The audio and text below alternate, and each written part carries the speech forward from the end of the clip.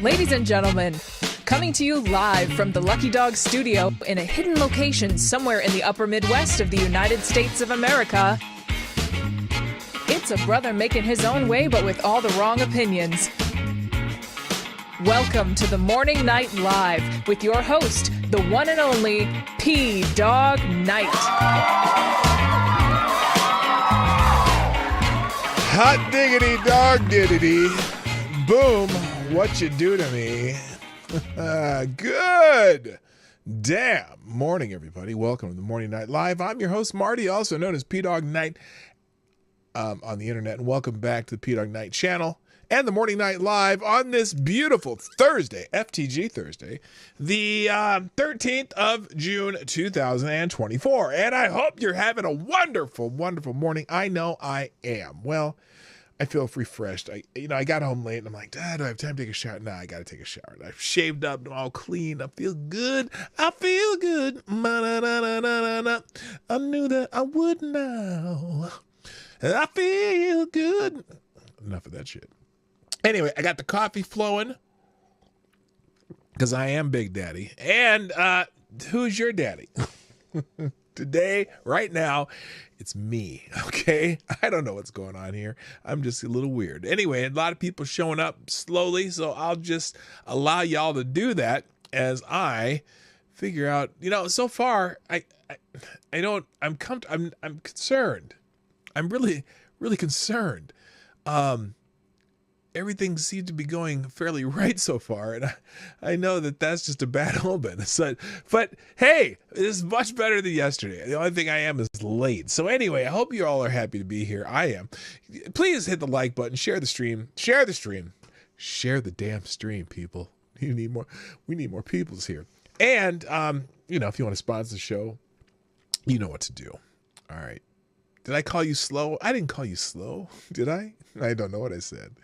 Anyway, let's say hi and get this shit going because I have limited time and lots of things to talk about. First in the chat today is Mr. on Rumble, of course. Mr. Avocados Diablo is here. He gets the bell. Whoa, that was really soft. What the hell happened there? Let's try that again. Ah, yes! Much better. Also, good morning. Mercury's in the house. Welcome back. Oh, damn. That's a little harsh there, Mercury, but I'm gonna let it go because you know what? I better not say it. Anyway, also hello, Phantom Dog Fart, the finest name on the internet, and Mike Savage blog. I don't expect you to apologize, so it's all good. Anyway, on YouTube, first the chat. Oh, wait. Is this accurate? Is this accurate? Is this real? Oh my gosh! First the chat on YouTube. is Somnambule Nation. Oh my goodness. How did you beat AD? You must have done it by the hair of your chinny chin chin. Not saying that you're a little pig, but just that you got here faster than he did. Also, good morning, Avocado Stably, of course. And hello, Kara Soldier. Nomads in the house. Hammer time. Green Badger Outdoors, Lord Stanhope, Tribute Liberty, what's up, my brother? Good morning. Zed the Starkies here. Jonathan Peterson doing a live viewing. It's nice to see you here. Tyler F is in the house. Aaron Meredith. I almost said Anna Lynn. Anna Lynn might be here too, but that's Aaron Meredith. Rock Opera, a friend from down under. What's up, my brother? Nice to see you. It has been a while. Good morning also to anyone else? Anyone else here? You better speak up now. Speak up now or hold your peace or I'll find you later.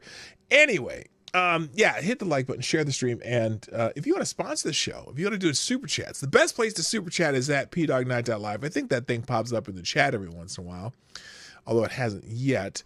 Also, if you can... because that's, you can use a credit card or PayPal and you don't give as much money to whoever the new CEO of YouTube is. So, little pig emoji. Isn't that cute? I love it. I love it. Okay. And it's working everywhere on all the fruited plains. Who's this that? Robert Guevara says that all the time. I need to make sure everything's working on the fruited plains. Now it looks frozen on that screen. Oh, there it is. It's working. So anyway, hi. Let's do the show, okay? It is FTG Thursday, and I actually do have a few FTGs today. I kind of, picked things to talk about with FTG in mind. And if you're not familiar with FTG, ask somebody in the chat. They will fill you in. Uh-oh, what the hell's going on here? Okay, that's good. Some of these articles aren't loading yet. They're taking a while. That's okay, because we're over here. So, real quick, thank yous. Somnambule Nation tweeting out the show. As always, I appreciate that. Also, Tyler F. And who's this? Oh, Swamp Fox Ghost. Sweet. And somebody called Followed You, who has tweeted out the show a couple times. I've never seen it. It's a small account, but thank you for retweeting the show. It is working, I guess, is what some might call it. Is it... well, it works for me. And also Mansquatch, thanks for tweeting out the show. I appreciate it. If you're here, say hi in the chat. Let everyone know you're home. All right, let's get into it right away because we got to talk about things that are happening in the world. First of all, PPI, the Producer Price Index, was announced this morning. I don't have a special day. Someone said there was a birthday today. Was it? Or did somebody die? Who you're talking about? A 70s singer, Rock Me Gently. Who are we talking about here? Who's that? Who's the singer? Oh, Andy Kim, right? But did something happen to Andy Kim? I'm just curious. TC's in the house. What's up, TC? How you doing? Did something happen to Andy Kim? Or is it his birthday? Rock me gently, rock me slowly, take it easy, don't you know? That song? That's the song you're talking about, right? That I have never been loved like this before. FTG Susan for old time's sake. Yeah, damn right. No, he invaded Avocado Stiabli's head. Oh, got it. We were just randomly talking about Andy Kim for no reason. That's weird because that's obscure because that's a big time one-hit wonder. Great song, though. I love the song. U.S. jobless claims and the Producer Price Index were announced this morning by the economic people at the House, from the White House, the executive branch or whatever. And here's what they announced. In May 2024, the U.S. Producer Price Index showed month-over-month decrease of 0.2%, falling short of the expected 0.1 increase. So that's interesting. The year-over-year PPI remains stable at 2.2%. Also missed the anticipated 2.5% increase. Core PPI, which excludes food and energy, saw no change month over month against an expected increase of 0.3% and year-over-year increase of 2.3%, slightly below the expected 2.4%. And initial job claims for the week ending in June 8th were reported at 242,000 claims, higher than the expected 225,000 claims. Now, it's interesting because this is one of the few times where they didn't come in with a number that beat their expectations. That's interesting as far as the job claims. So it's interesting. U.S. made producer prices. Now this says, so here's the thing. Month to month fell 0.2% producer prices, right? But year to year, compared to last year, they're still up 2.2%. Okay. I didn't want to make you think that. So apparently prices slightly down from last month. Okay. But still higher, than last year. And the interesting thing too, I saw there when they said that core PPI, which excludes food and energy, saw no change month over month. So apparently, maybe food prices came down ever so slightly from last month, but they're still up 2% over last year, which still means they're still up around 17% since the beginning of the Biden administration. For those who understand what I'm talking about, there you go. That's what that's all about. Now, interestingly enough, Jerome Powell, the chairman of the Fed, made an interesting admission recently. I think it was yesterday. Here's what Jerome Powell, the chairman of the Fed, says about the Biden job claims. I've talked about this often, that I don't necessarily trust the Biden administration when they come to any of the numbers they put out, because the revisions are always much worse than what they put out. And now this is 11 seconds of the Fed chairman maybe saying just that. But more than that, you've got strong job creation. You have payroll jobs still coming in strong, even though there's an argument that they may be a bit overstated, but still they're strong. Oh, there may be an argument that they're a bit overstated. FTG. You'll just have to wait for this one. FTG, Biden administration, because they lie. I know they lie. It's just like when Barack Obama's president. The numbers always came in better than they really were. And then they revised them the next month and no one would notice the revisions, except for people that were in businesses that required us to know what's going on in the economy. Okay? And we saw it every friggin' month of the Obama administration. And now I'm seeing it every time the Biden administration puts something out. So he admits that they may be overstated. In fact, there's an article here in Zero Hedge. Every first Friday this year, here, we have spent hours deconstructing the glaring propaganda peddled by Biden's Labor Department, meant to show just one thing: how strong the economy is under the current administration, and exposing just how ugly the underlying labor data truly is. This is in Zero Hedge. Last Friday's non-farm payroll was the most recent case in point. For those who didn't read our extended analysis titled "Inside the Most Ridiculous Jobs Reports in Years," which I will link in the links chats today, which I will put in the links today. Easy for me to say.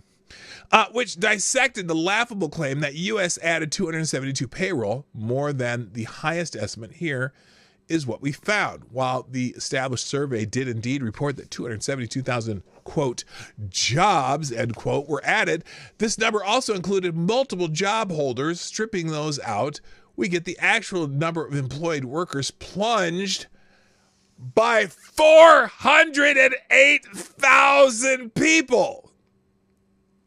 Meaning, those job numbers that they put out there saying, oh, it was 272,000 new jobs, a very large number of them were people getting a second job. They weren't full-time jobs. That's wild to me. The number of employed workers plunged by 408,000 people. which is also why the unemployment rate actually went up to 4% for the first time in over 3 years, despite this marvelous increase in payrolls. More importantly, it meant that the gap between the always upward sloping and market moving establishment survey, which counts the number of payrolls, and the flatline housing survey, which counts the number of actual employed workers, which hasn't made a new high since late 2023 and is back to where it was last summer, is now a stunning 9 million. The difference between the two, 9 million, the biggest on record. So that's just insane. There's more in that article, but I'm not going to go through the whole damn thing because it's FTG Thursday. I don't have time for that shit. But anyway, so the Biden Labor Department just lies. You lying your ass off. I wish I had that clip. I used to have that. You lying your ass off. Here, we'll just one of these. Why the fuck you lying? Oh, it stopped. Good morning, Jimmy Das Hotep. How you doing? Nice to see you, brother. Mercury asked, did you cover the death of the petrodollar? Saudi Arabia declined to renew the 50-year agreement between the U.S. and OPEC is to sell oil on the world market in worthless fucking USD. I haven't yet. I haven't gotten to that. We may talk about that one tomorrow. That's not on my list today, but yeah, that's another thing. And also, I think the Russians declined to. Right now, Russians are declining to use euros and dollars because there are sanctions against them right now. That's a whole nother thing. I didn't pull that one up either. But anyway, so Jerome Powell himself even kind of half-heartedly admits, the jobs numbers are kind of bullshit. Now, another note on this too, on the jobs numbers. This is the Daily Wire today or yesterday, but published last night. Also made a note that just 1/4 of the Thompson twins are better. Just 1/4 of job growth went to natural born citizens since 2019, according to a study. What? Now, I don't know. Let's see. I want to see this. I'm going to read this because I want to figure out what they are saying here.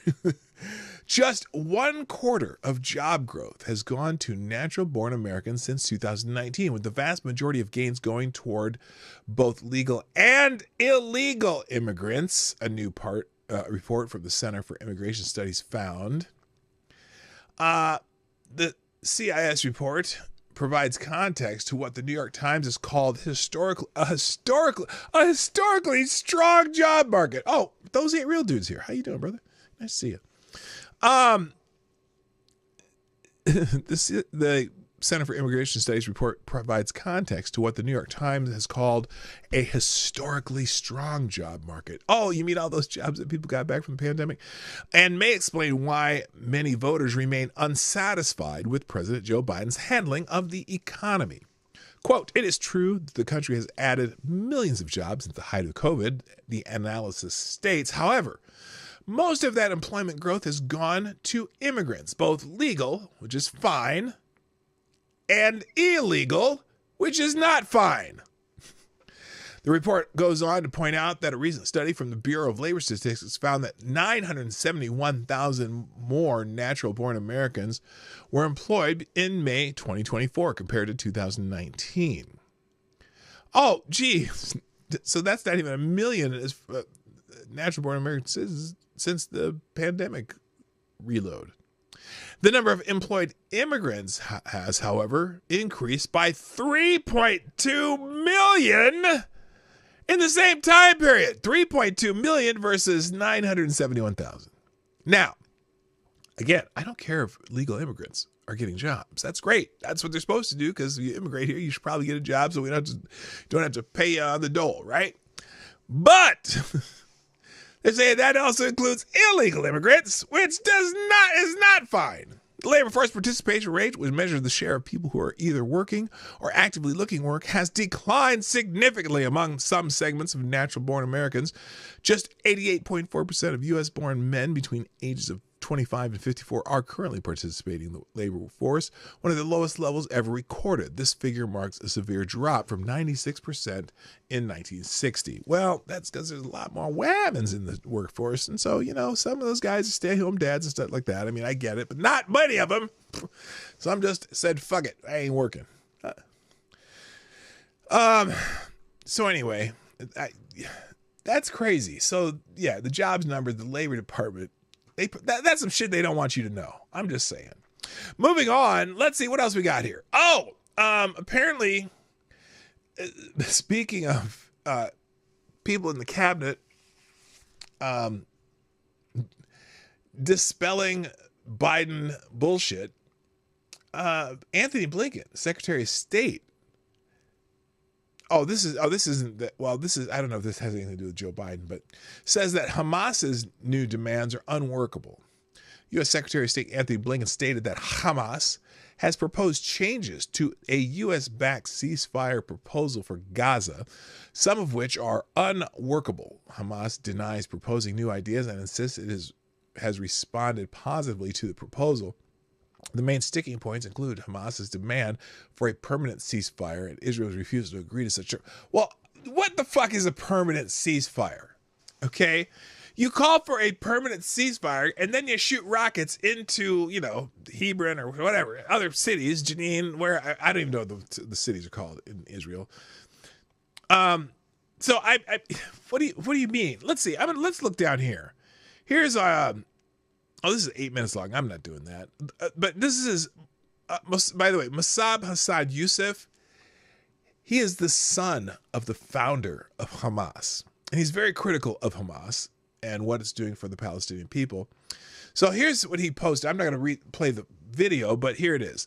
The world fell right into Hamas's trap. Sacrificing civilians is a Hamas strategy. Oh, really? Yeah. It kind of always has been, because they like to parade dead bodies for the cameras and give people martyr status to get the world on their side. He continues, the Biden administration should have pressured Egypt to open the border to women and children from the beginning of the war. The anti-war activists, dipshits, should have pressured Hamas to drop their guns and free the hostages.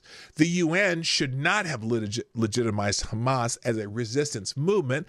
Israel should never surrender to the demands of terrorists, and the free world should get united behind Israel to remove Hamas monsters from power. So that's interesting. That's the son of the founder of Hamas saying this. He's very critical of them. And then now someone here says, now here's a kind of an opposite take about what Blinken was saying. Blinken is lying. He's just buying time for Israeli occupation. Look, if Israel wanted to occupy that land, they would have just stayed there. Remember, up until 2005, there's about 1.5 million people in Gaza, right? And there were 10,000 Jewish people living in Gaza. And while they called it an occupation, it was just them controlling the land of Gaza, right? 2005, the Israelis pulled out of Gaza. All 10,000 Jews had to leave Gaza, leave their homes and move out of Gaza. And Gaza has been under control, autonomous control ever since. And they voted in the jackholes from Hamas. And Hamas has been fucking it up ever since. But the population grew. It almost tripled since 2005. And yet, we keep talking about is a genocide. Well, 30,000 from 7 million is not a genocide. More than triple, I should say. So anyway, so here's Blinken talking about the new demands from Hamas. On the table that was virtually identical to the proposal that Hamas put forward on May the 6th. A deal that the entire world is behind, a deal Israel's accepted, and Hamas could have answered with a single word: yes. Instead, Hamas waited nearly 2 weeks and then proposed more changes, a number of which go beyond positions that had previously taken on the table that was virtually identical. Okay, to whoever that person doesn't want to hear the rest of that because he cut him off. So anyway, and here's the Department of State. Oh, I see. Let's see what now. Let's see what he cut off there, because the State Department, that's a 30-second video. The State Department put out a video that was a full minute long. Let's see if this is the same. Let's see if it's the same and what he cut off. It's also crucial that we get from the immediate ceasefire okay, it may not be the same to achieve, may not be the same video, an enduring end. And in order to do that, and to do that effectively, we have to have plans for the day after the conflict ends in Gaza. And we need to have them as soon as possible. For months, we've been working with partners throughout the region on such a plan. And that was also a key focus of conversations I've had over the last couple of days. In the coming weeks, we will put forward proposals for key elements of a day after plan, including concrete ideas for how to manage governance. Okay, this is different. security. This is a different section of the speech, but still, you know, when they say they want a permanent ceasefire and Israel does not want a permanent ceasefire, it's because I think Israel reserves the right to retaliate against people who do not abide by the ceasefire. And so I don't know. It's such a frustrating thing over there. But anyway, we'll move on. FTG Hamas, by the way. FTG. Okay, added a Z there, but fuck those guys. Okay, all right. All right, moving on. Next here we got Capitol Hill's trending. A couple things, Capitol Hill, and then also, Capitol Hill's trending because Donald Trump visited Capitol Hill, and boy, oh boy, were people upset. Some were upset, and some thought it was cool. He went to Capitol Hill to meet with House or Republican lawmakers. I don't know if it was just the House Republicans. Yeah, he was going to address the House Republicans. So Alec Brushewitz, who's pro-Trump, says if Trump announced a visit to Capitol Hill, visit to Capitol Hill Club a few years ago, hundreds of mostly young people, probably paid, would have been outside protesting. Today, there's only a couple of middle-aged freaks and a guy in a bear costume. The resistance is dead. The people want Trump back. Now, I get a guess that there were probably some protesters there, more though than he says, because he's kind of he's a Trump shill. It's fine. That's just a fact of life. Now, this person says the Capitol Club, where Trump is scheduled to address the House Republicans this morning, is a confluence of both anti-Trump and pro-Palestinian protesters. Now, that's interesting. So because a lot of people like to say, the convicted felon is going to visit Trump. So this is a no one above the law, and this says we elect presidents, not kings. No immunity for Trump's crimes. Well, maybe they don't understand what the immunity question is that the Supreme Court's mulling over. But, and then you have dipshit from Lincoln Progress, George Conway, conservative lawyer George Conway. The Republicans Party has become addicted to lies under Trump. The pretense that he didn't try to overthrow the Constitution, the pretense that Donald Trump has been saying the people who went up to Capitol Hill on January 6th are hostages. Well, some of them are. Some of them are there for minor misdemeanor shit, and they had them in solitary confinement. Okay, not all of them were violent, and they're forcing people into plea deals and all this other shit. Look, I'm not even going to play George Conway. F George Conway. But again, another anti-Trump person here saying, these guys outside Capitol Hill Club these guys outside the Capitol Hill Club is telling every Republican walking in to see Trump, don't drink the Kool-Aid, and calls them bootlickers. Okay, so let's see what they do here. Let's hear it. Maybe we shouldn't have told us it's going to be serious. We all should have agreed. We all were responsible for this. Well, I didn't hear it. I guess it's the guys back here as this fail coup. Whatever. So anyway, people are abuzz by Donald Trump going to Capitol Hill. Now, here's In fact, here it is. Trump rallies Capitol Hill for second term bid. Former President Donald Trump is visiting Capitol Hill for the first time since the January 6th attacks. Attack? It wasn't an attack! God! Some idiots decided they were going to go inside, and then what happened? What happened when they went inside? They milled around and took selfies and went around places. Now, a couple people messed some offices up, and they, fuck them. They can go to their... That would be a misdemeanor, too, in theory, but they're charging them all with felonies. But the Supreme Court may be overruling that. I'll get to that. Hey, Ken and Hotep's in the house. What's up? So anyway, the visit aimed at discussing his potential second-term strategy and rallying support despite the controversy and criticism, including his role in inciting the Capitol riot. What was his role in inciting the Capitol riot? What was that? Do you have it? Because, again, this is Grok just summarizing what other people are saying, so that's how it comes out. Many Republicans, including Senate Minority Leader Mitch McConnell, are expected to attend and support him. So there you go. So plenty of people, both pro and con, are commenting on that phenomenon of Donald Trump going to Capitol Hill for the first time since January 6, 2021. The insurrection. Okay. Let's see. What else we got here? Oh, speaking of Capitol Hill, is that still echoing? Echo? There we go. Speaking of Capitol Hill, yesterday, an annual event took place known as the Congressional Baseball Game. Well, in this age of let's storm the next event that happens, some climate activists decided to go and disrupt the Congressional Baseball Game. Let's start with the article here from Breitbart. Protesters crash Congressional Baseball Game, storm the field, give crowd the middle finger.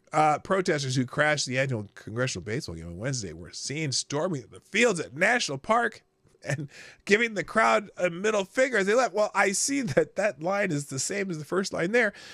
In video footage captured by Breitbart News, one pro-Palestinian protester was seen being escorted out of the stands by police officers, flicking off the crowd as he was leaving. Okay, let me ask you a question. Let's just hang on. This is a very important question because I believe this might be regional. Okay. In our chat, when you say someone is displaying the bird to you. Okay, when someone is displaying the bird, the middle finger, do you call it flicking the bird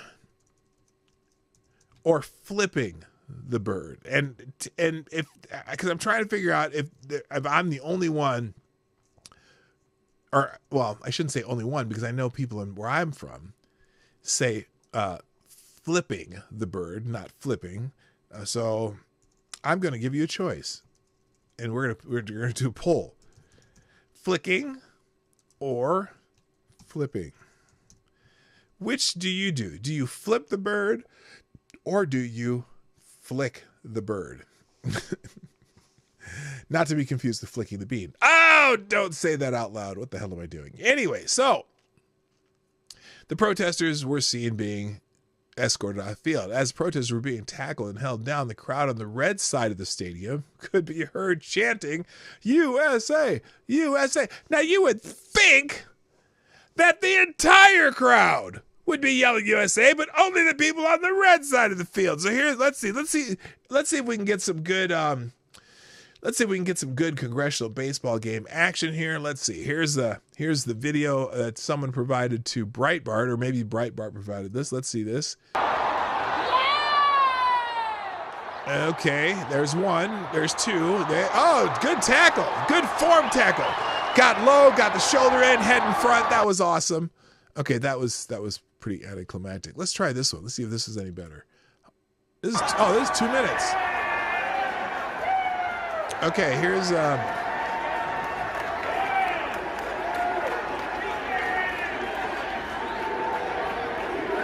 well, you know what amazes me You know what amazes me?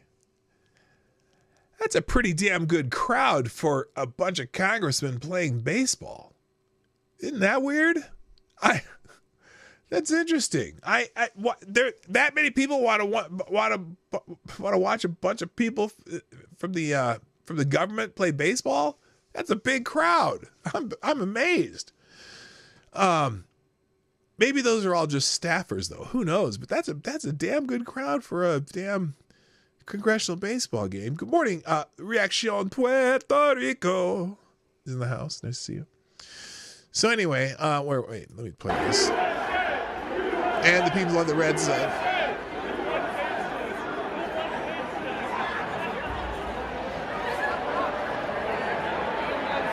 So anyway, there we go. They're being arrested.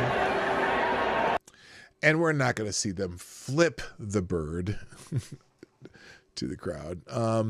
Anyway, before the game, climate protesters were reportedly protesting outside of the baseball stadium with signs that said, "Stop playing games with our future and end fossil fuel subsidies." The climate protesters could also be seen wearing t-shirts that said, "End fossil fuels," according to ABC News. Well, we could end fossil fuels, and then you can go live in the dark, says by yourself, because we're going to keep using the fossil fuels. All right, moving on. Before I do that, though, good morning, Damian Gershwin. Nice to see you. And select a boy. Yeah, boy. Moving on. What else we got? What was? Well, come on, computer work. Computer work. Oh, there we go.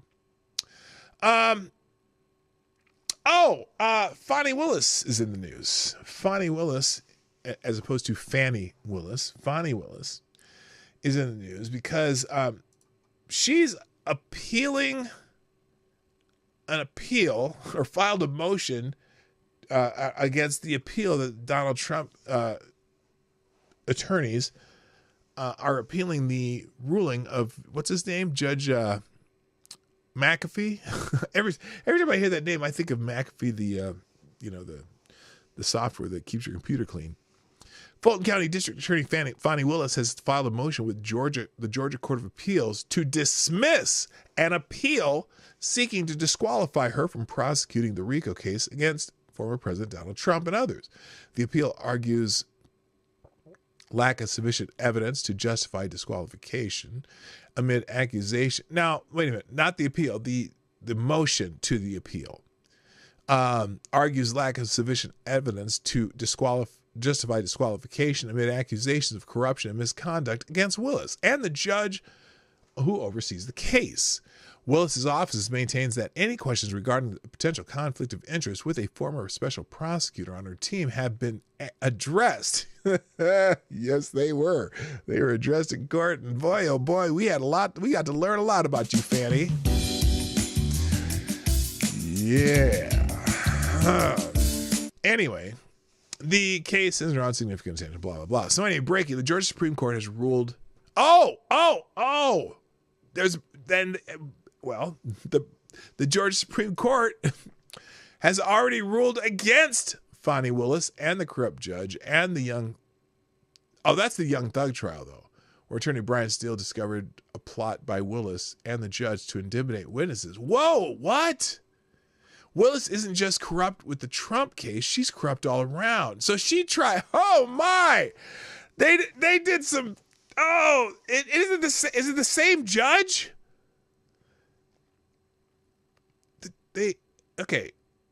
That's in the Young Thug case. Brian Steele discovered a plot by Willis and the judge to intimidate witnesses. Willis isn't just corrupt with the Trump case, he's corrupt all around. Steele was held in contempt of court by the judge after revealing he knew what they were planning, and the Georgia Supreme Court just stepped in and stopped him from going to jail. Wow. Here's the viral moment that exposed everything. The judge lost his mind after being found out. Is this the one where he tried to send the lawyers to jail? I think it is. Listen to here's the moment. You're not. No, I will not answer that question. Why will you not answer that question? Because I want to make sure that what I say is accurate, and I'm not trying to get anybody else. I'm asking you, how did you get this information? I'm not telling the court. What I'm saying is based upon information. Okay, well, listen, if you don't tell me how you got this information, then you and I are going to have some problems. We can have this. I have problems right now. Okay, I know. Look, I don't want to know about your problems. Okay, at this point in time, all I'm asking you at this point in time is, how did you come upon this information? Look, if the case gets reviewed, the record's going to be available for our appellate court and for whatever reason. But it's disturbing that somehow you have surreptitiously gotten information in regards to this is another case. Private ex parte conversations with a party. I mean, a witness who was sworn in Friday. The court's telling, this is what I was told. If this is not true, not true. This court handed Mr. Copeland. Tell me how you got the information. Listen, whatever you want to do. Tell me how you got the information, then we can go ahead and go forward. I'm not going to say that. What I'm Protect going the to say source. is this. I was told, and I hope this concerns the court. It concerns me that you have proprietary information. Why is it or proprietary? Information that you should not be having, that was ex parte. Judge ain't happy. Why? State of Georgia. How about the witness? How about Mr. Copeland, who supposedly announced he's not testifying and he'll sit for 2 years, and then supposedly this honorable court, or excuse me, let me rephrase that. This court supposedly said, I can hold you until the end of this trial. Ms. Hilton supposedly said, actually, all of the defendants and then all 26 people are disposed of. If that's true, what this is coercion, witness intimidation, ex parte communications that we have a constitutional right to be present for. So I understand that you're upset towards me, but I don't know what I did. Mr. Steele, I still want to know, how did you come upon this information? Who told you? What I want to know is, why wasn't I there? Why, sir, I'm going to hold you in contempt if you don't tell me who tell me who this information was coming from. I don't want to be held in contempt. Well, I'm not answering that question. That's attorney-client privilege information. I am not attorney-client privilege. Unless you were in my chambers, that's the only way you can figure out. I am telling I tell you what, I'm going to give you 5 minutes. If you don't tell me if you don't tell me who it is, I'm going to put you. I'm going to put you in contempt because that is not attorney-client privilege. Attorney work product privilege. I am not. How did you get that information supposedly from my chambers? Did somebody tell you? I'm not. Oh, Nate, the lawyer's covering this. I'll have to go check that out. I think I saw this. Well, I don't need it. I want to continue. You got 5 minutes? This is what I was told. Mr. Copeland. So anyway, Mr. Copeland made statements. As we said, the Georgia Supreme Court stepped in and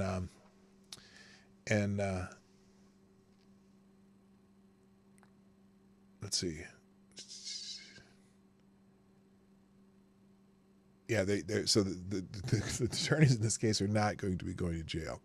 But that's not the case I was talking about. I was talking about Fani Willis filing a motion. Here it is. Fani Willis filed a motion to the Georgia Court of Appeals begging them to dismiss the appeal of the disqualification motion brought forth in the Trump RICO case. The court has already docketed the appeal and set a date for arguments. She's clearly panicking. Not only are all proceedings in the case postponed, the appeals court will hear the appeal in October and have until March 2025 to make a ruling. No trial will happen before the election. This motion is a desperate attempt to rescue this garbage case. So, yeah, and if you want to, this is not the whole motion, obviously. This is just one page of it. And since this person says Fani Willis is no longer useful to the Dem movement, they aren't giving her the helping hand she expected. The panic is real now that her past is catching up with her.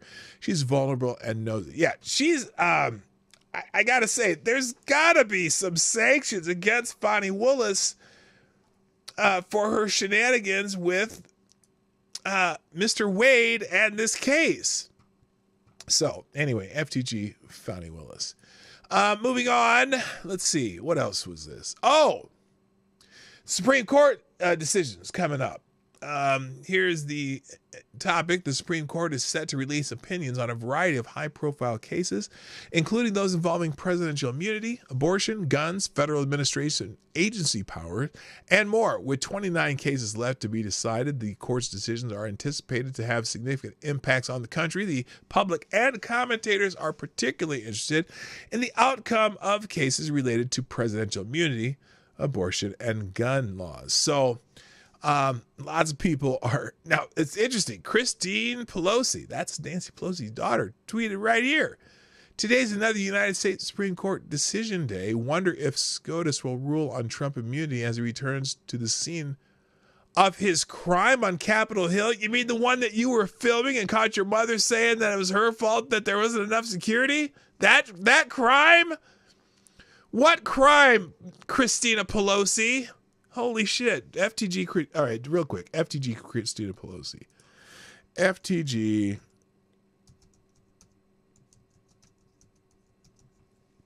Christina Pelosi.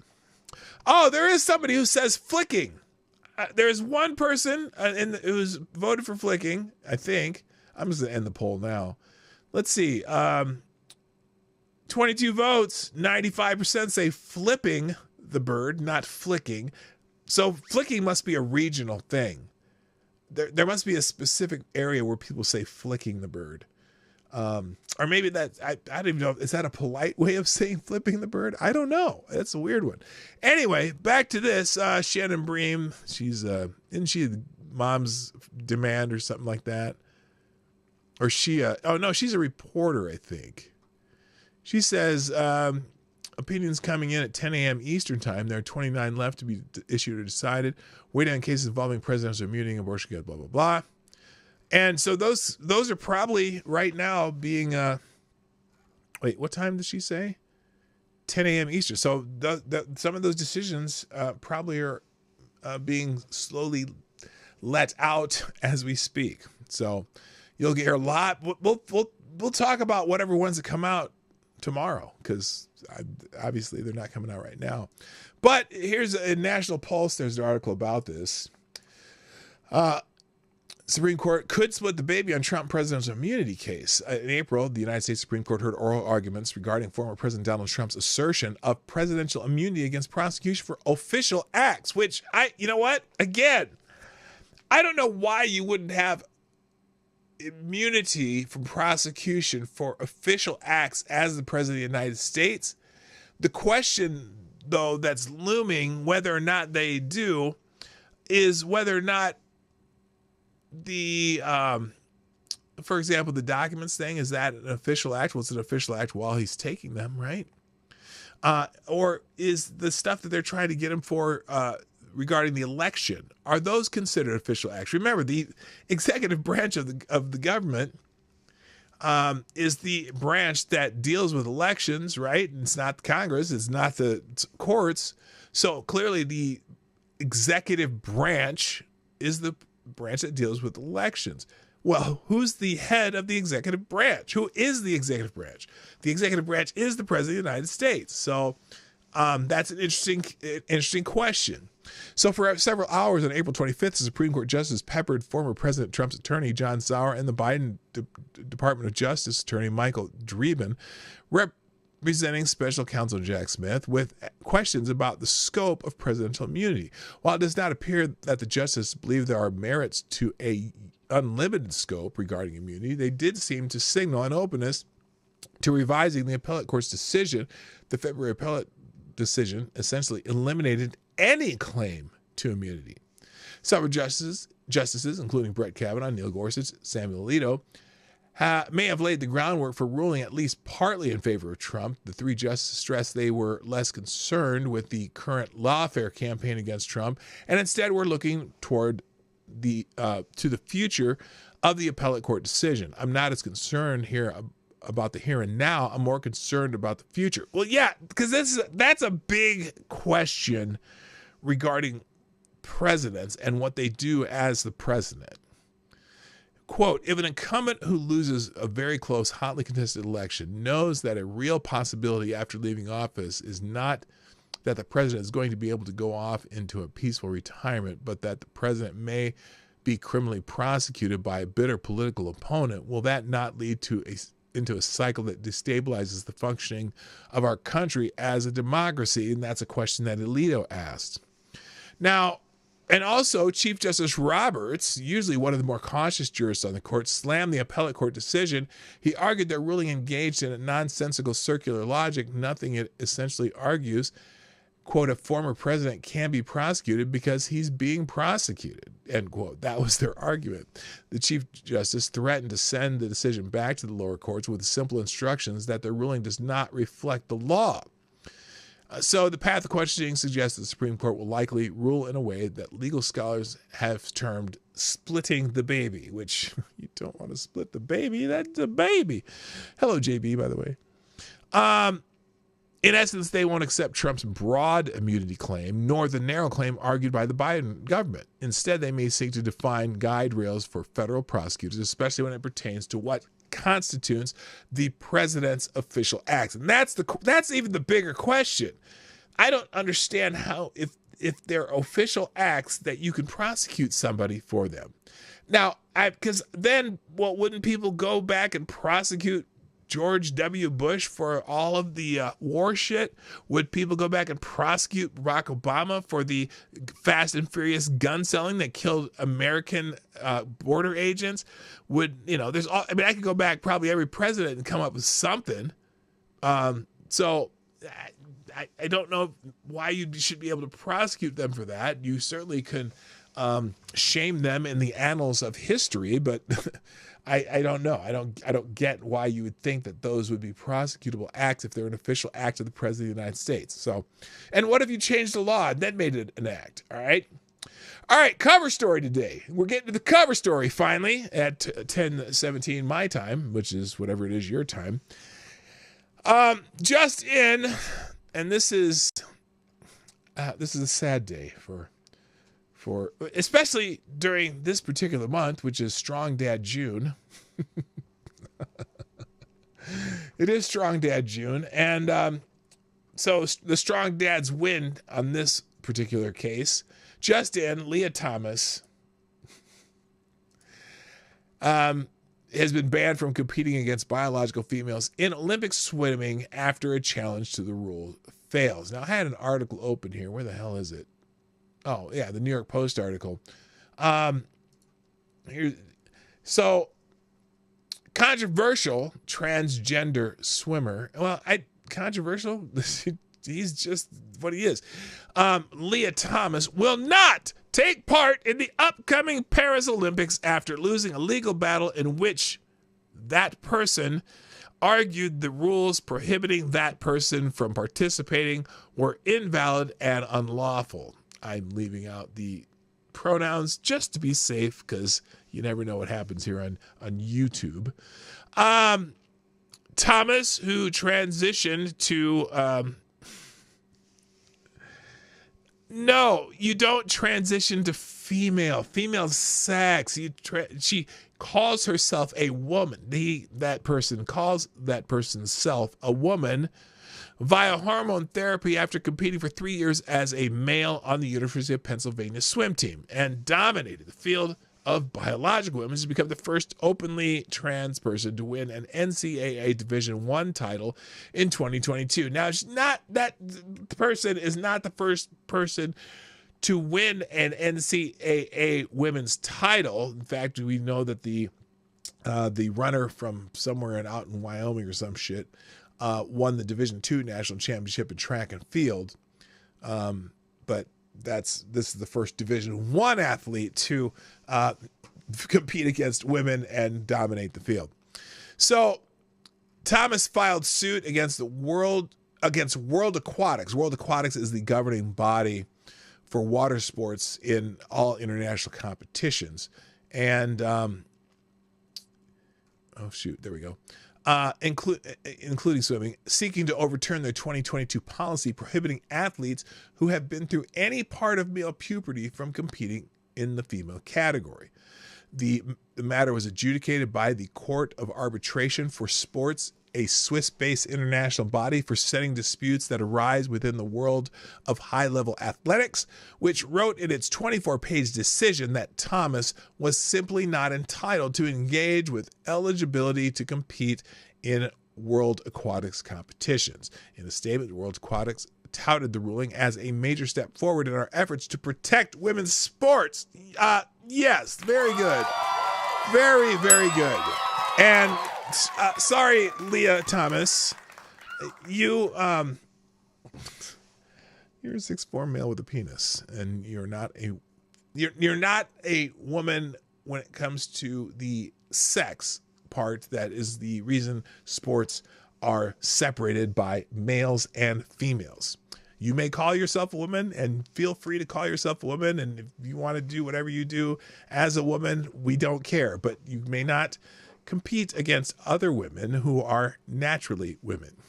The governing body added that it is dedicated to fostering an environment that promotes fairness, respect, and equal opportunities for athletes for all genders. Well, there's only two, and they reaffirmed that pledge. World Aquatics policy was introduced after Thomas easily defeated Olympic silver medalist Emma Wyant by 1.75 seconds to claim the NCAA women's title in the 500-yard freestyle. So, what's bad news for Leah Thomas is good news for the world of sports. In my personal opinion, good luck there. Oh, you call that person William. Well, yes, that person, William or Leah, whatever you want to call that person, will not be swimming in the Olympics against female athletes. So there you go. Yeah, I call him ham on ride. That doesn't count. Bonus holes don't count. Ew. Okay. All right. Let's go. Let's move on. I'm trying to get through a few more of these. The state of New Jersey. Let's just go. Oh, did everyone get an FTG for Thomas? I'm just going to FTG Thomas. I'm not going to put Mr., Ms., William, Leah. I don't care. FTG Thomas, and not our C Thomas, because C Thomas is all right. In the world of some petty politic bullshit, apparently the state of New Jersey is looking at revoking Donald Trump's golf course's liquor licenses.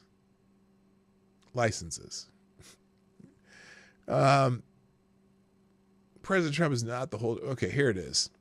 As you undoubtedly recall from the COVID pandemic, the power of the state was brought to bear on restaurants and bars that flouted the ludicrous, unscientific, as even Fauci has now admitted, restrictions and shutdowns by revoking liquor license, among other horrors, to ruin small businesses. Once Democrats find a way to harm people via lawfare and other means, they gleefully embrace the means to their end. In this case, their end goal is the political and financial ruin of former President Donald Trump. Enter the state of New Jersey, which reportedly is seeking to revoke the liquor license of the state's Trump golf course because Orange Man bad. So they're reviewing the golf course's liquor license after Trump's felony conviction. This angle seems to have first been pursued in 2018 when Democrats demanded that Trump's liquor license be revoked in D.C. because reasons. It didn't work, of course, but now they have their Trump approval-boosting mantra of, quote, convicted felon. He's Donald Trump, convicted felon, on which to hang their pointed banana republic hats. So this is the ABC News report. New Jersey County District, the New Jersey Attorney General Division of Alcoholic Beverages Control is reviewing the liquor license held by former President Donald Trump's golf courses in the state following his criminal conviction in New York, the agency confirmed. Trump holds 3 active licenses for Trump National Golf Club, Colts Neck, Lamington Farm Club, and Trump National Golf Club, Pine Hill. ABC is reviewing the impact of Trump's conviction on the above-referenced licenses and declines further comment at this time. A spokesperson for the agency said in an email, issuing a liquor license to any person who has been convicted of a crime involving moral turpitude is against the law in New Jersey. Applicants for a liquor license must have a reputable character and would be expected to operate the licensed business in a reputable manner, giving the Division of Alcoholic Beverage Control the discretion to consider Trump's criminal history. Oh my, this is incredible. I mean, these people are just pricks. Now, Jonathan Turley says, it's hard to see how falsifying business records constitute an act of moral turpitude. Yet it seems that any act by Trump is by definition base, vile, and depraved. Lawfare is like binge drinking. The excess is the very nature of its success. So good on Jonathan Turley for not falling for this bullshit. Travis from Flint, or now Travis for Trump, says New Jersey is trying to pull liquor licenses from Trump golf courses, even though none of them are in his name. But yeah, these courses only have his name on them. They are not him. But you know what? Anything you can do to get Trump, anything you can do to get Trump. So lots of people talking about that one. FTG, New Jersey. New Jersey can just fuck right off, man. You can go to fuck the hell, New Jersey. Let's see, moving on. Biden immigration, the migration crisis. A Venezuela gang has been imported called Tren de Aragua. And they're causing havoc. They're the Venezuelan gang that have been crossing our borders. American law enforcement agencies across the country are investigating at least 100 crimes perpetuated by suspected members of the vicious Venezuelan street gang named Tren de Aragua. But most of these criminals are slipping into the U.S. because the Border Patrol is not stopping them ahead of time. And when they do stop them, by Biden's orders, they are simply releasing them within hours to go on their own merry way into the U.S. So a number of Venezuelan gang members crossing the border unvetted by the Biden administration or Biden Department of Homeland Security is soaring. And once here, officials say they are committing a series of crimes, including murder and sex trafficking. A major roadblock towards vetting these criminals is the fact that Venezuelan authorities do not share criminal records with the U.S. And often these dangerous gang members can walk right past Border Patrol because our officials have no idea if they have a criminal record back in their home country, according to NBC News. Further, many of these gang members come across the border with no identification, then supply a false name, hometown, and age to U.S. authorities, who then simply release them with an immigration order to appear before a judge to hear their asylum claim and a court date that few bother to attend. So, immigration policies inviting more criminals in. You know, look. If you were a country in South or Central America and you had a chance to maybe lighten the burden of your prison population and feeding all these motherfuckers, wouldn't you just say, hey, you got an idea? Why don't you join that there caravan over there and just walk your ass to the United States, and then once you get across the border, they just do whatever the fuck you want. And I think that's happening because Venezuela sucks, and it might help their economy a little bit. So FTG to Venezuela, FTG to the Biden administration. All right, now, oh no, the video is gone. So this is just another Biden gaffe. Apparently he saluted the Italian Prime Minister Giorgia Meloni as she arrives at the G7 summit. President Biden awkwardly saluted the Italian Prime Minister as he arrived at the G7 summit in Italy. Biden, 81, was the last of the world leaders to arrive at the venue in southern Puglia as he shuffled onto the stage where Meloni was waiting. The two spoke for a few moments before Meloni pointed towards a frame of the G7 logo, which each leader in attendance signed with a marker. As he began to walk off the platform, Biden raised his right hand over his eye and saluted his Italian counterpart. Why is this news? Why is this news? I mean, yeah, he's goofy and he looks like a feeble old man and he does stupid shit, but I don't know if this should be news. The members involved in the forum include Canada, France, Germany, Italy, and Japan, the United Kingdom, and the United States. Following the individual greetings, Biden and Meloni were rejoined on the platform by Canadian Prime Minister Justin Trudeau. I'm sorry, did I say Castro? I meant Justin Trudeau. UK Prime Minister Rishi Sunak. French President Emmanuel Macron. German Chancellor Olaf Scholz. And Japanese Prime Minister Fumio Kishida. I wonder if he hugged her too long, like he often does. That's because this is creepy. And who is this? During the 3-day summit, talks are expected to focus on global conflicts, the spread of artificial intelligence, and Africa issues. like how they're going to continue to try to plunder Africa. I don't know what that means. Africa issues. Yeah, everyone's been kicked out. And now the Chinese are taking over Africa. Along with pledges of new assistance to help Ukraine in its war with Russia. Well, funny they should mention that. Because if you look at some of the elections in Europe, there seems to be a distinct trend for people who are not thrilled about sending more money to Ukraine getting elected. And that's another weird one. So there you go. All right, let's see here. Oh, Darren Root's in the house. What's up, brother? How you doing? All right, now just quick hitters. The House has passed a resolution to hold Attorney General Merrick Garland in contempt for refusing to comply with the subpoena to release an audio tape of the President Biden's interview with Special Counsel Robert Hur. The resolution passed along party lines 2016 to 207. Oh, wow, that's weird. Oh, remember we were talking wait till after the election to do it, but there's a good chance he would commute the sentence. Well, the White House has hinted that Joe Biden is open to the idea to commute Hunter Biden's pending federal sentence following the gun-related conviction. There's no immediate date scheduled for Hunter's sentencing. The 2 to 3 month delay between conviction and sentencing is typical in the federal system. So, let's see. Oh, here's Latrie and Jean-Pierre. Do they have the whole damn thing? You're not ruling out that he would commute the sentence. What I'm saying is that the president, I have not spoken to the president about this, and what I'm saying is he was asked about a pardon. He was asked about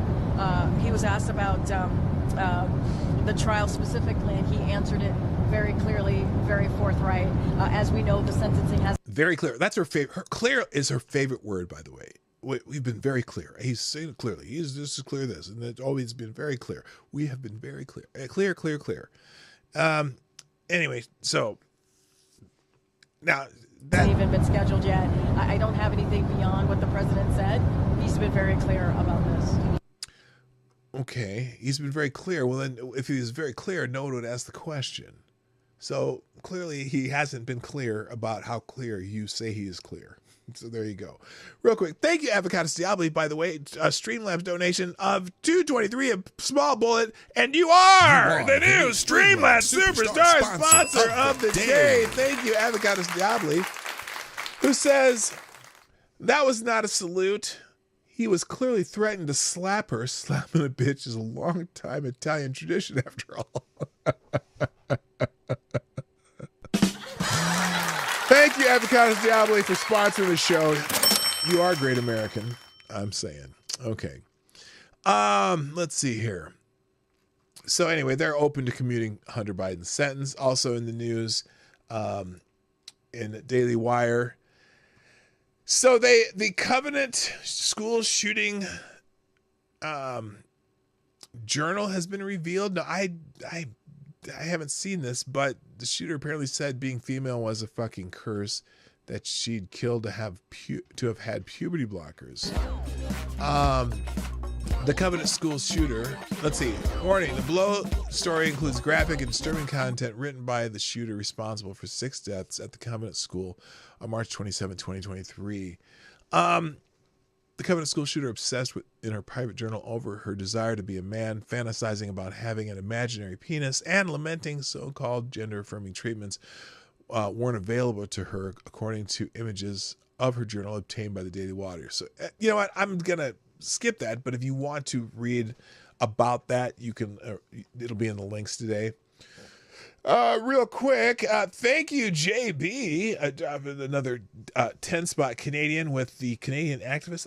What's the activist name again that's on there? Anyway, JB says, my great uncle with Alzheimer's will shake people's hands way too long just to have to play along. But damn, Biden is demented. Yeah, he does that. The one that really sticks out when he hung on just a little too long was when he was vice president and Hillary Clinton was coming off a plane and Joe Biden gives her a hug and then kind of hangs on to her like she's like kind of pushing on him, like, let go. And he's like, the transvestite. Oh my God, the transvestite. Good God, that's good. But he held on like for so long, and you can tell Hillary Clinton's like, when Pepe Le Pew is hugging the cat, and the cat's just kind of wriggling around trying to get away.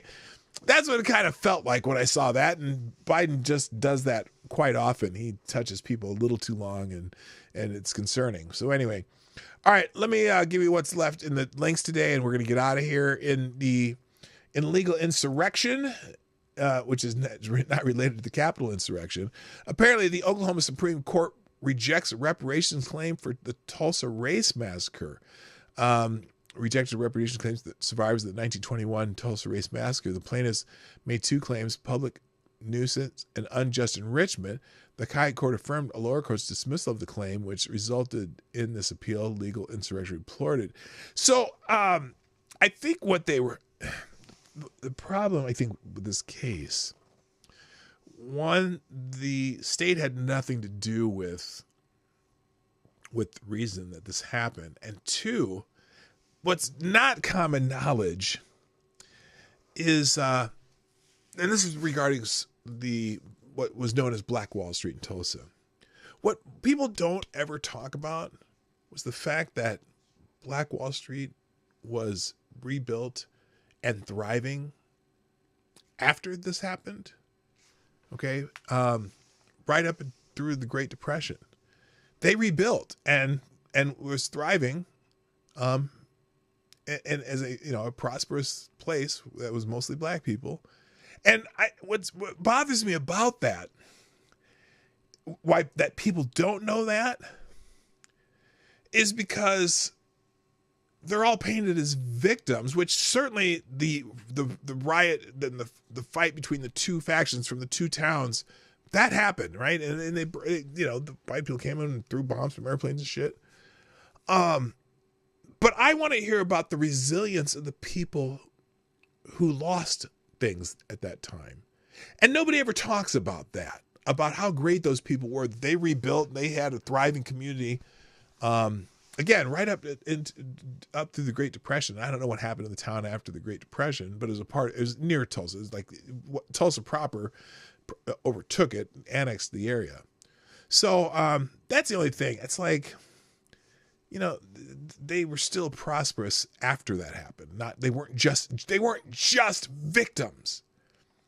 So, and so that's, I don't know, I've read the whole article, but that you can read that one in legal insurrection. In another legal insurrection article, Joris Snuffleupagus, I meant Stephanopoulos, apparently has been giving CNN advice how to get Trump in the debate. So George Stephanopoulos recently appeared on This Is CNN with host Abby Phillips and advised the network on going after Trump in the first debate. Like, it's their job to go after Trump. This is the political director of ABC News advising another media outlet on how to take down a candidate. This is not the role of the people in media. True.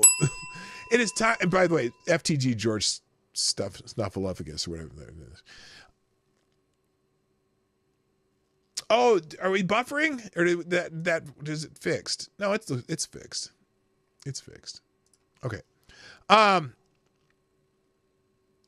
So it's time for people to stop treating him as a journalist and acknowledge him for what he is, a former Bill Clinton staffer and Democratic Party strategist masquerading as a member of the press. Let me see. Let me just play this. How long is this clip? Have you ever seen, in your research and your time in government, anyone run for office really running against the very government that they are supposed to be overseeing? Okay, what?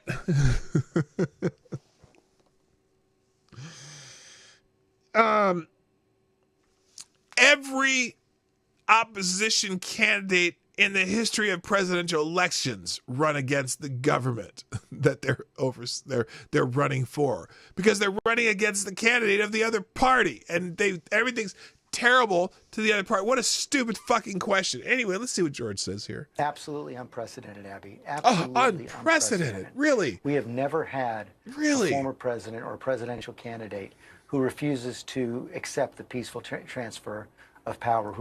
We had a peaceful transfer of power on January 20th, 2021, dickhead. Refuses to say that he will abide by the Constitution, who's been... When has he said that there, George? When did he say we refuse to... Oh, my God. When did he say he would refuse to abide by the Constitution? Never once have I heard him say that. Indicted and impeached for trying to block... Failed impeachment. The peaceful transfer of not for trying to block the peaceful transfer, to try to confirm that the election was on the up and up. Now, unfortunately, we don't have a real good mechanism for that, because certainly we've found out things in the 3.5 years since Sundowner Joe's been president, that there have been some shenanigans here and there. They don't know if it's enough to change the elections, but there are certainly things trickling out as we speak. Every day there's something new, and yet George thinks we should just accept it. You know, it's just like, well, some of you may know the phrase, just let it happen.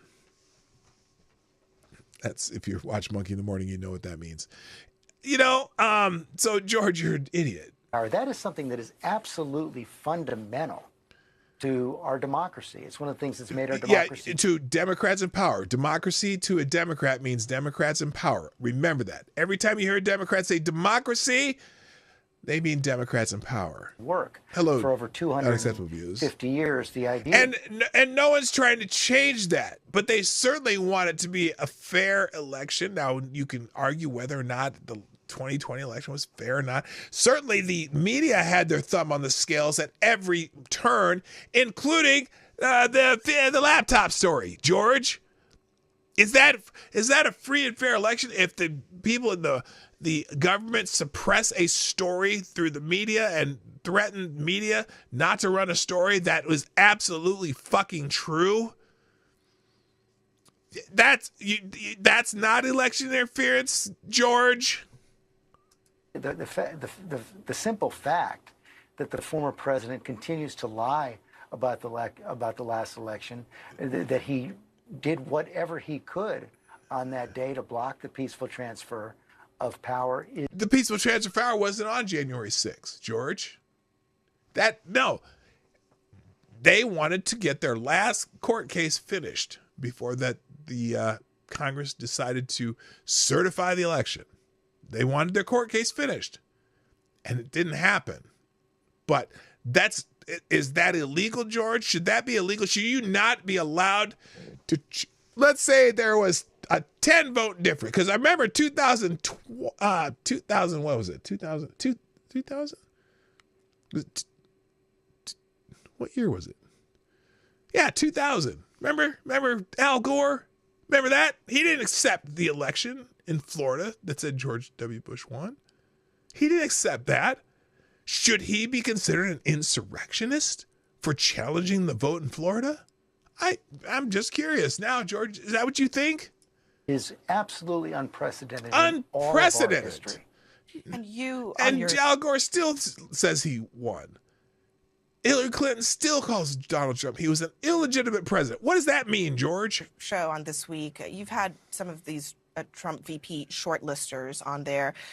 Some of the other hosts of This Week have also had them on. I want to just play a little bit of what they've been saying on television of late.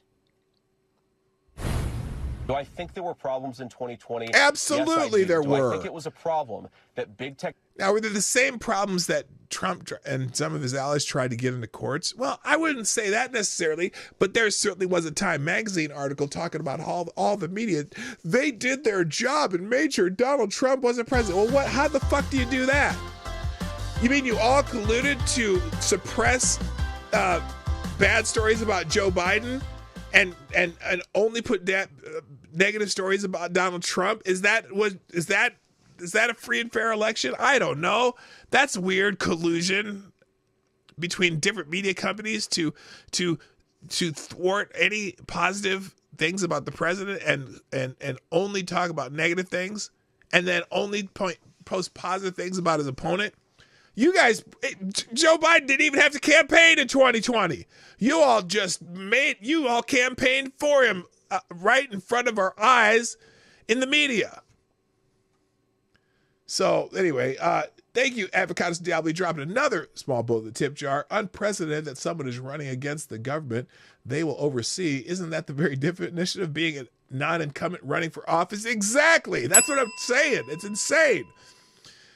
Anyway, I don't have time to play the rest of this, but George giving them advice on how to get Donald Trump in the debates. Let's see, what's this one? Also, in the links today from American Greatness, does democracy really die in darkness? This is an article about the Washington Post, which lost. Get this, the Washington Post lost $77 million last year. Their loss was $77 million. That's a democracy dying in darkness, all right. They might have to shut the lights off. So anyway, it's a post about that, about the Washington Post, but and boy, Jeff Bezos probably isn't very happy with that investment, but he's a multi-billionaire. Also a story in, you probably saw this one. The woman who was charged with stabbing a 3-year-old was laughing about it in court. Now, somehow it turned in some race shit on X, the app formerly known as Twitter. And it has nothing to do with some race shit. It just has to do with this woman laughing about stabbing a child. Fuck this bitch. I don't even know. What's her name? Bianca Ellis. Okay, that's the name we can do it. FTG, Bianca Ellis. Fuck you. I don't care. It doesn't matter what the race of the kid was. Fuck that bitch. Anyway, also one of the GOP representatives was ripping Paul Ryan over his statement on Trump. That's in the Daily Caller. Also in the Daily Caller, auto workers discuss what's fueling support for Trump in a crucial swing state of Michigan because Donald Trump or Joe Biden wants to put half of them out of their jobs. That should be obvious. That's in the Daily Caller. And then finally, in PJ Media, we have a problem. Russian nuke ships are visiting Cuba, which is 90 miles from the Florida coast. Now, interesting, I saw some X posts about this. People saying, "Oh my gosh, they're mobilizing the ships in there around Miami and Florida, whatever." Well, no, not exactly. Those ships already patrol U.S. waters, but they're on alert that there's some Russian ships over in right near Cuba. We're not quite Cuban Missile Crisis level of threat, but still, nuclear powered submarines and other shit, you got to be concerned. All right. So that's what's in the links today. I got to go. Hope you had a good time. I did. Tomorrow, Friday, we'll try to catch up on some of the things that I missed today and more than that. So thank you for joining me on the Morning Night Live on this beautiful Thursday. And do me a favor. Go in, as you leave today, go into yesterday's video and drop a comment in the comment section. Tell me what the best part of yesterday's show was if you were watching, or if you want to. This one will take a minute to have a comment section, but if you drop what's your favorite part of the show or some question you have about the show in the comment section, that would be greatly appreciated. It helps me algorithmically. Okay. And tomorrow, of course, Free for All Friday, where who knows what we'll talk about, but we will have a Q&A session at the end of the show. Ask me anything. I just can't wait. That's it. I got to go. My name is Dawg Knight, and I am out of here. Bye-bye. Have a great day. Here come the links. Hey, this is Dawg Knight, and thank you for watching today on the Dawg Knight Channel. If you have an observation or remark you'd like to make about this video or my channel, I absolutely welcome you to write it in the comment section down below. I really look forward to hearing from you. And before you go, if you like what you saw but you're not already subscribed, please make sure you hit the subscribe button and definitely click that bell that pops up afterwards so you'll be notified when I post new videos or when we go live. I broadcast my live show, The Morning Night Live, Monday through Friday at 10 o'clock Eastern, 9 o'clock Central. A special thank you to all the supporters of this channel who share our videos on social media and who make donations through Streamlabs, YouTube, Venmo, and Cash App, which are all linked in the description down below. Thanks again, and until next time, I'm Dawg Knight, and I'm out of here.